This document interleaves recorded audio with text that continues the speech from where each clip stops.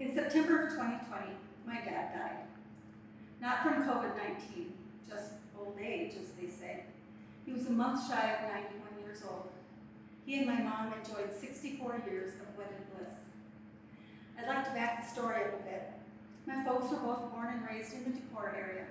They worked and raised their 2 daughters here, but decided to enjoy their retirement years where they wouldn't have to shovel snow. They relocated to Hot Springs Village, Arkansas, and lived their dream for 23 years, accumulating memories and accompanying memorabilia in their Arkansas home. Health declines brought them back to Iowa in 2016 to be near family, closer to me. They downsized and settled into an assisted living unit in West Union. By January 2019, it was time for the long-term care center. They wanted to stay together and move as a couple. The only available shared room at the time in our vicinity was at the Good Samaritan Society in West Union. So there they went. They adjusted to life and routine at Good Sam and made new friends. Always keeping their options open, they asked to be put on the waiting list for a shared room at Eastern Star Home in Decorah.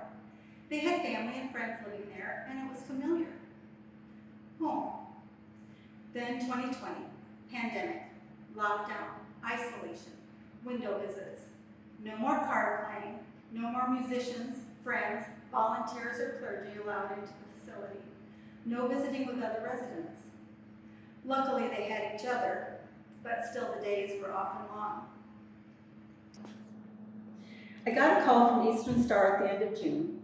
My parents were next on the list for the shared room that was now available. Would they like to take it? My initial reaction was, really? During a lockdown pandemic?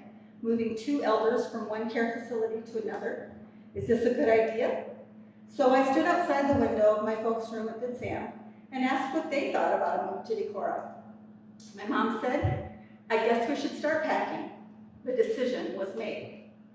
My sister and I were not allowed inside the facility to help them pack, so the staff, God bless them, had the full obligation of packing and preparing them for the move.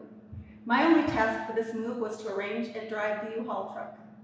No one had organized a move like this during a pandemic, so the coordination was a work in progress and often confusing and frustrating.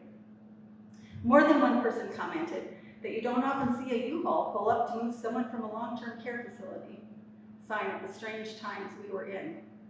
The Good Sam staff loaded the truck while my folks sat outside to supervise. It was a beautiful July day. Of course, we were masked, but my sister and I were able to visit and hug our folks, knowing that they would be back in isolation after the move. It almost felt like a normal day, at least for a couple of hours. The Eastern Star van arrived right on schedule to pick them up, and we caravanned to Decorah. My sister and I got to sit in the family room and visit with our folks while the Eastern Star staff unloaded the U-Haul to settle them in. They did a fabulous job.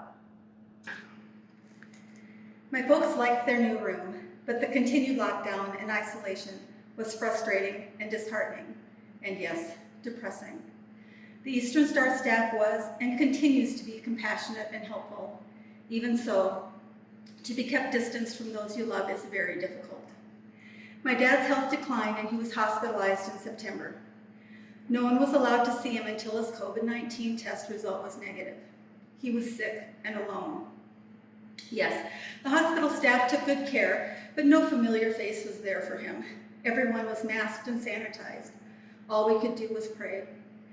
It's quite a test to one's faith and trust journey. We were eventually allowed 2 visitors for 1 hour per day. Better than nothing, but what about the other 23 hours in the day?